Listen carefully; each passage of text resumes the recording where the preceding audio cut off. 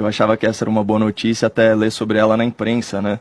Eu queria destacar alguns pontos sobre esse crescimento aí de 0,4% no trimestre, que surpreendeu os tais especialistas, sempre tão pessimistas em relação à gestão Guedes-Bolsonaro.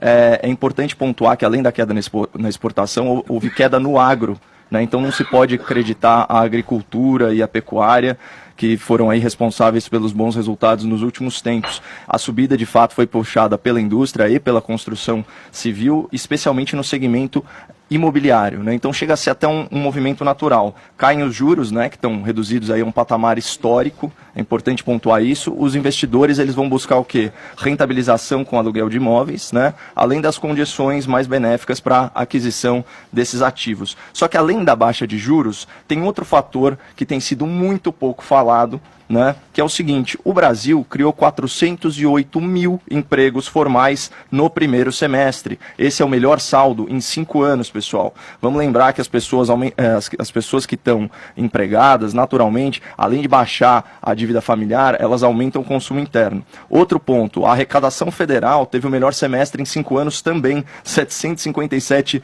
bilhões. Mês passado, julho, foi o melhor mês desde 2011, são 137 bilhões de reais na arrecadação. Então, esse cenário de receita crescendo, aliado ao ajuste fiscal, é muito auspicioso. Só que a imprensa, a grande imprensa, definitivamente não compartilha aí do meu otimismo esperançoso. Queria abrir aspas aqui para o arremate do editorial do Estadão de hoje. Vamos lá.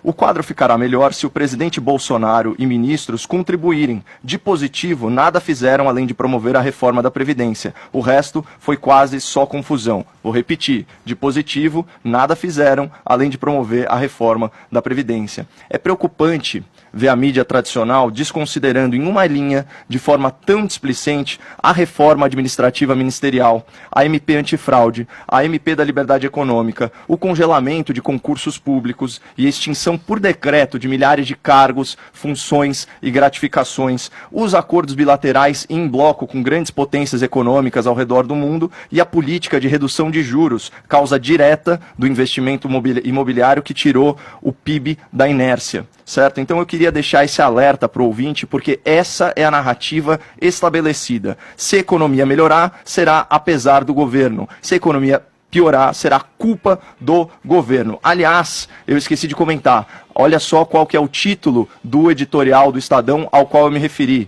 país cresce apesar do governo. Isso que dá, viu, presidente Bolsonaro, cortar centenas de milhões de reais da imprensa, da mídia impressa. A MP 892, ela liberou as grandes empresas de sociedade anônima de publicarem os seus balanços em jornais de grande circulação, como é o caso do Estado de São Paulo. E olha só a coincidência, pessoal. Ontem, um dia antes desse editorial do Estadão, que tenta transformar uma vitória do país em uma derrota do governo, o Conselho Monetário Nacional, vinculado ao Banco Central e ao Ministério da Economia, editou a Resolução 4.720, desobrigando também as instituições financeiras a publicarem as suas demonstrações semestrais e anuais em jornais de grande circulação, como é o Estado. Que coincidência. Então, assim, parte o nosso coração ver essa mídia tão isenta e tão idônea perder os seus privilégios e reserva de mercado com toda essa receita milionária que antes era garantida. E grande parte dessa receita, pessoal, a gente tem que anotar, vem de empresas